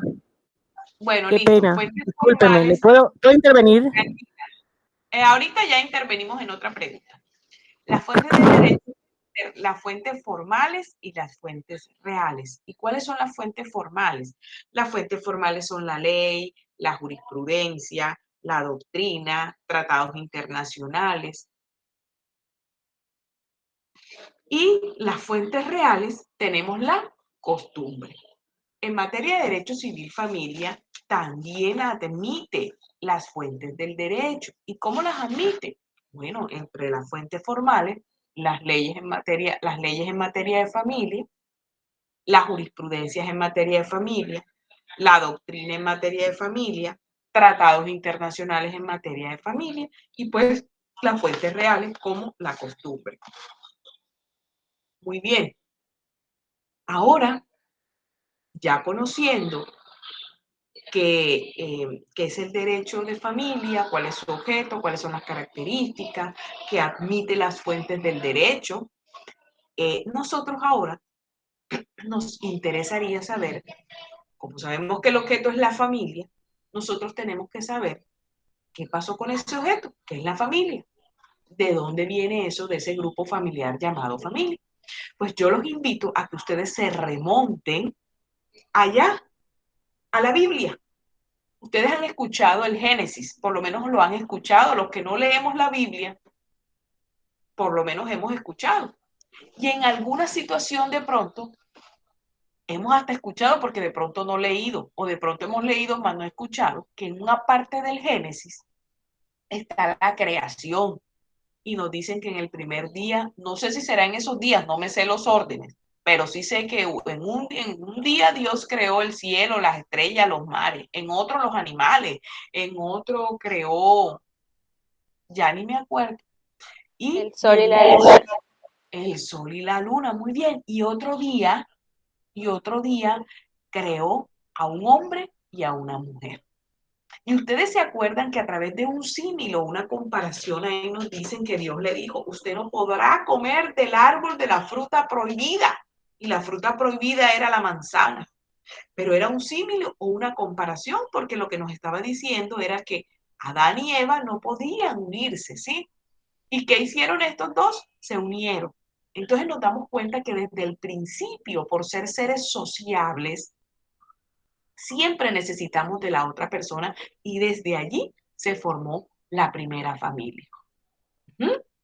Entonces, muchachos, así fueron evolucionando la formación de la familia. Fíjense que una época que se llamaba la época matriarcal. Matriarcal. ¿Y qué pasó en esta época? En esta época, muchachos, se miraba la sexualidad de los hombres como la sexualidad de los animales. ¿Y por qué como la sexualidad de los animales? Porque era todos contra todos. ¿Sí? Había una promiscuidad.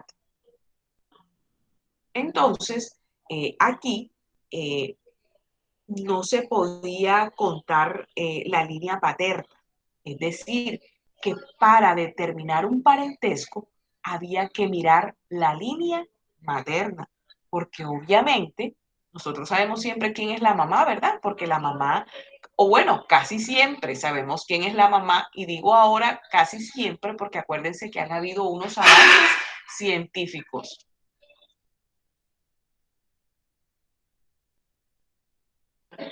Unos avances científicos que de pronto en casos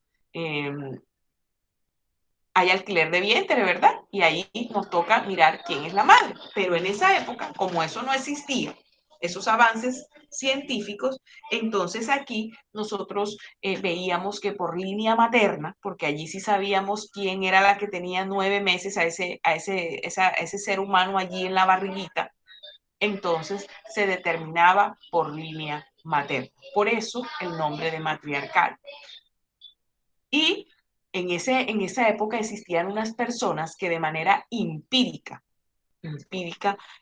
podían determinar a través de la huella dactilar o por los rasgos quién era el posible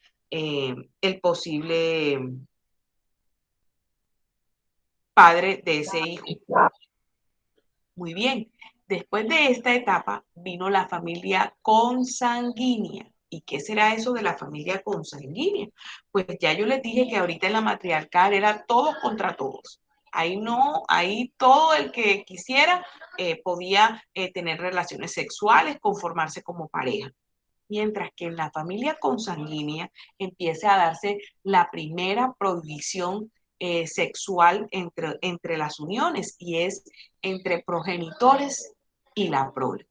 ¿Y ustedes sí saben qué es la prole? Ustedes sí saben qué es la prole. A ver, Andrés Felipe, ¿qué es la prole? O a ver, Lina, ¿qué es la prole? La prole son los pobres, profesora. Los pobres, ay, sí, los pobres. Muy bien, o sea que los pobres no tenían derecho a conformar familia. A ver, ¿qué dice Andrés Felipe? Entre ellos sí, pero entre... Sí, o sea, no. lo que recuerdo de prole es eso, como personas de bajos recursos. Personas de bajos recursos. A ver, Félix. Disculpe, ¿qué vocablo es ese? Ahí vamos a ver, yo les estoy preguntando a ustedes. A ver, Félix, no sabe Félix. A ver, María Cristina, ¿qué es? Bueno, profe, yo coincido con lo que decía mi compañero Andrés y mi otra compañera que no recuerdo el nombre. Hace referencia a ese término. Bueno, Profe, la buenos días. palabra prole viene del latín proles y significa descendencia e hijos. Muy bien, es eso, es eso. La prole son los hijos, no me vayan a decir que es el proletariado. No, no es. Se parece la palabra, pero no es. No es tampoco los pobres, ni como me dijo alguien que en mi pueblo la prole es la gente esa. Entonces, no. Ya saben que cuando ustedes escuchen prole en Derecho Civil y Familia, es los hijos, los descendientes. No, tranquilo, que ustedes llegará la oportunidad en que yo también les preguntaré, ¿y eso qué es? Y entonces ustedes se van también a hacer un poquito ahí de risa y de chiste. No, pero lo importante, siempre he dicho que lo importante es equivocarnos aquí, ¿ok? Porque allá afuera no vale. Aquí estamos en familia, ¿sí? Entonces aquí todo eso se vale. Entonces ya sabemos que la prole son los hijos.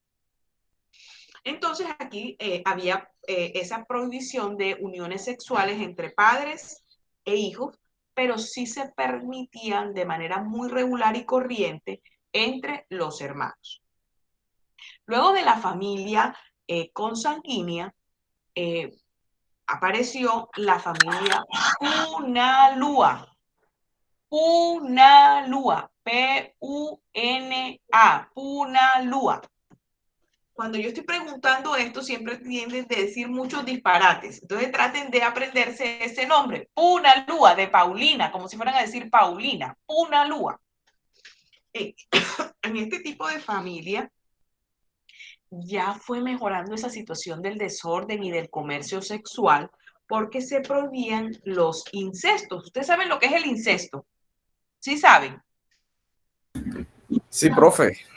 A ver, Doctora, la reproducción entre hermanos. Entre familias. O sea, entre familias, entre tíos, sobrinos, exacto. entre padres e hijos. Muy bien.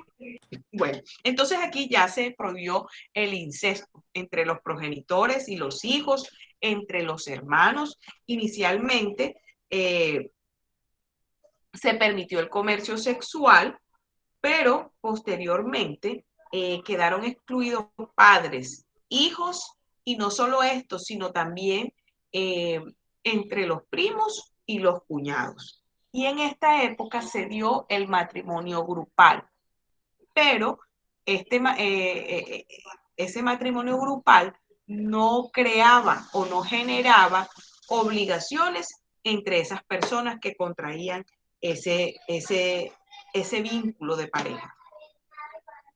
Luego vino la familia sindiásmica.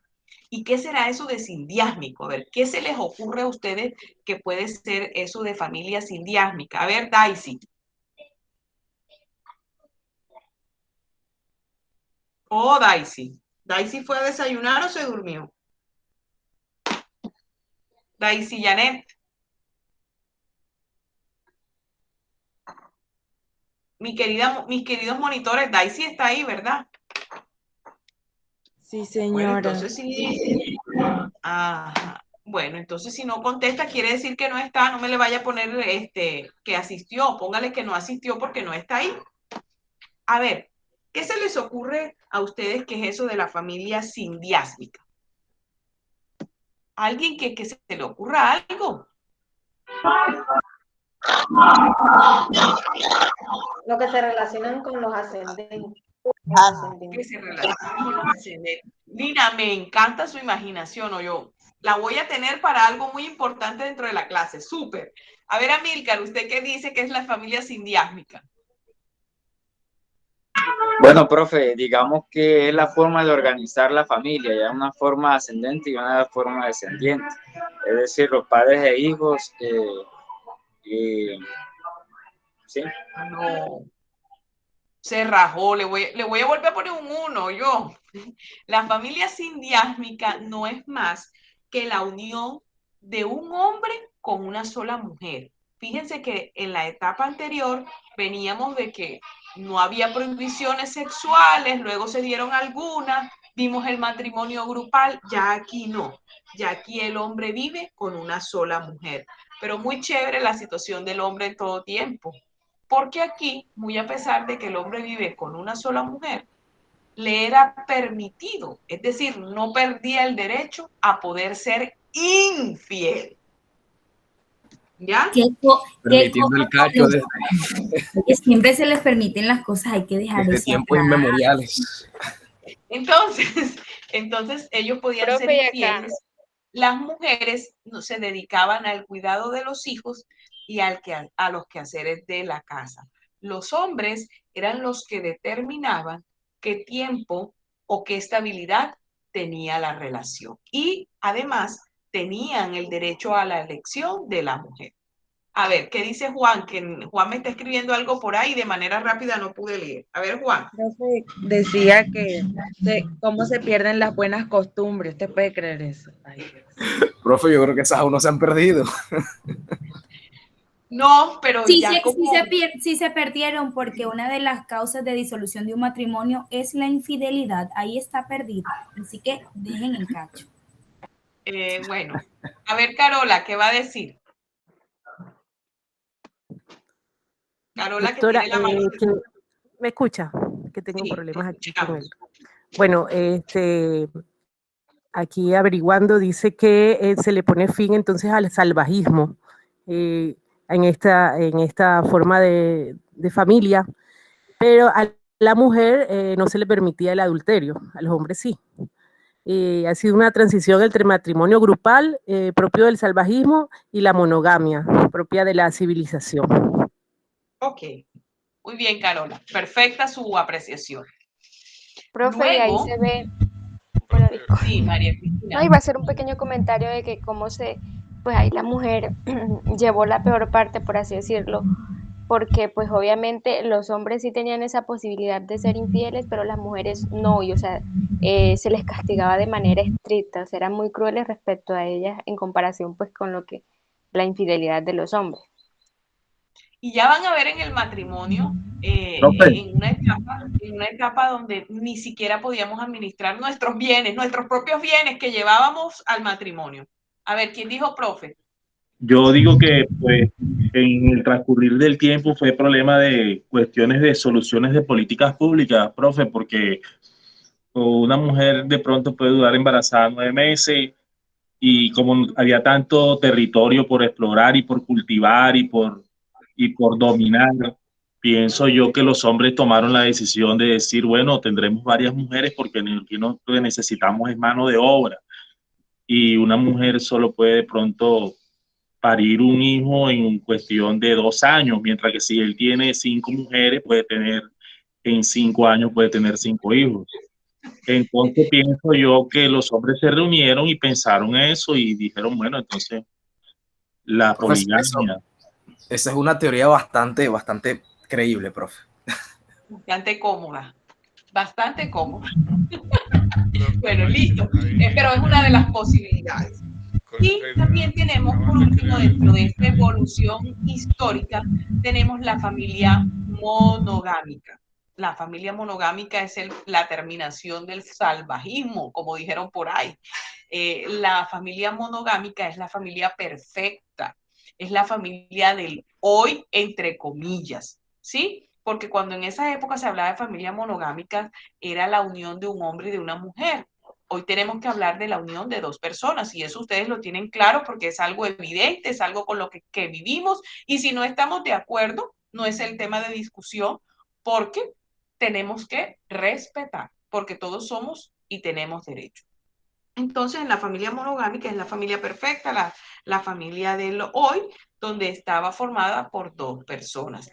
Y aquí sí, ya el hombre, tanto el hombre como la mujer, debían ser fieles. ¿Listo? Pero resulta que hablando de esta historia de cómo se conformó la familia, cómo se hizo la familia, también tengo que decirles que han habido fenómenos que han transformado la familia. A través de la historia se han presentado situaciones en la sociedad que han modificado la familia. ¿Y cuáles serán esos fenómenos? Por ejemplo, el aumento de la natalidad, la libertad del aborto, la adopción,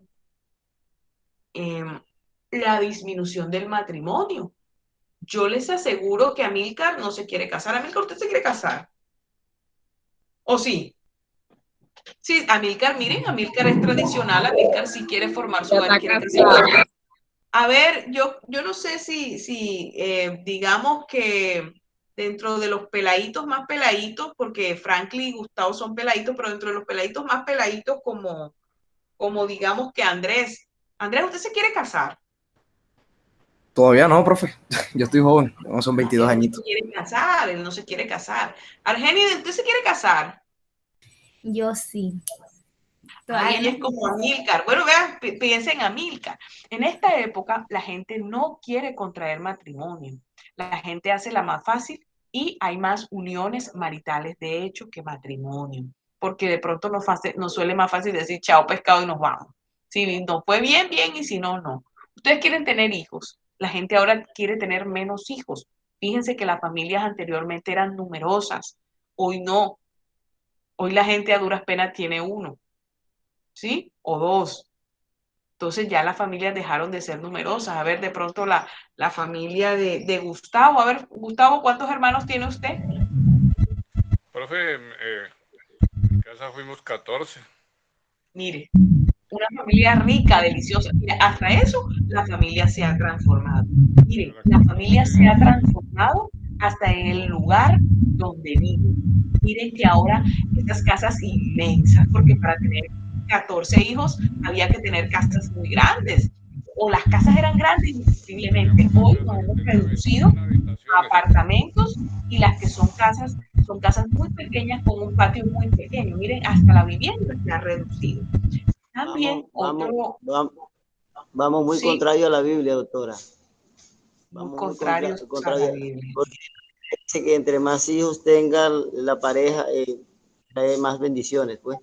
Entonces, por Amén, eso, amén. Un hijo es un tesoro, es un tesoro. Así es, Félix. si usted es creyente, sabe. Miren, otra situación que ha cambiado la familia es los adelantos científicos. Y ustedes me entienden cuando me refiero a los adelantos científicos. Miren que está la inseminación artificial, el alquiler de vientre, la inseminación in vitro y no sé cuántas cosas más. Las familias ensambladas o reconstruidas. Doctora, Acuérdense, sí. otro aspecto también que de pronto está pues intentando cambiar en la familia es la libertad de género, la incidencia que tiene la libertad de género, que es un tema pues muy álgido todavía y que pues las personas que están en esa lucha están jurídicamente luchando para que la familia se modifique de alguna manera a favor de sus intereses.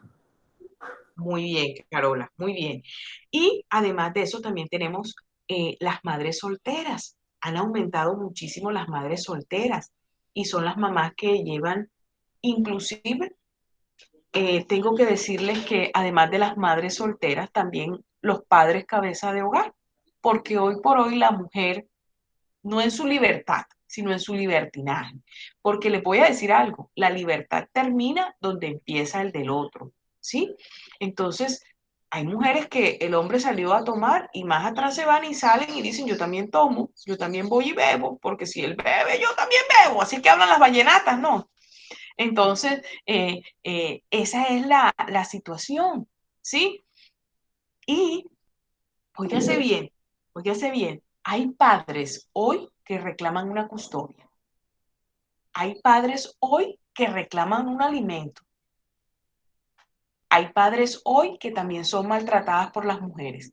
Hablamos de la violencia intrafamiliar y siempre creemos que es que el hombre golpea a la mujer.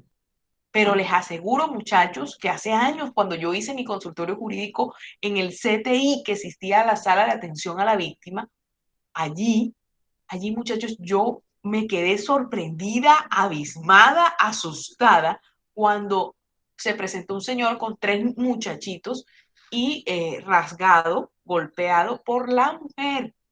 Lo que pasa es que el mismo machismo no permite denunciar que la mujer me agrede verbalmente, psicológicamente me afecta, la mujer que porque sí las hay, sí las habemos, sí las habemos. Físicamente también, doctora. Porque sí, físicamente también. Yo soy testimonio. Yo tenía una compañera que me pegaba y a mí para evitar me tocaba salir corriendo. Un bebé ya. No, de verdad, profe. No le... Es verdad.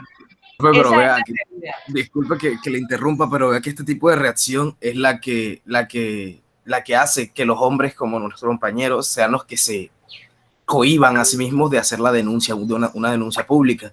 En el momento en el que él dijo eso, todas las compañeras se rieron. O sea, no hubo ni una, porque yo estoy viendo todas las cámaras, no hubo ni una que lo tomara en serio. Sí. Y usted puede decir, no, pero eso es una conducta que lleva a los mismos hombres a eso, pero es que, o sea, fueron las mismas mujeres las que hicieron sentir mal al compañero, si se sintió mal, no lo sé.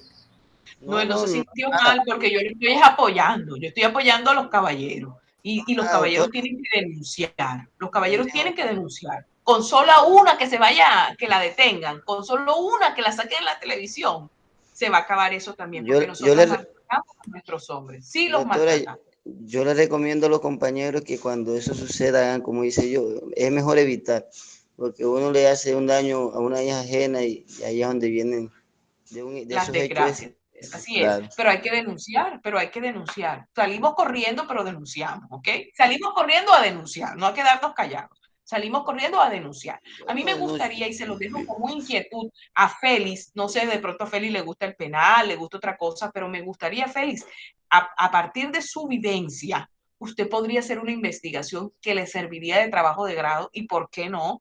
Lo podemos trabajar aquí, varios compañeros, y yo me incluyo, y podemos hacer el estudio de cuántos hombres son maltratados.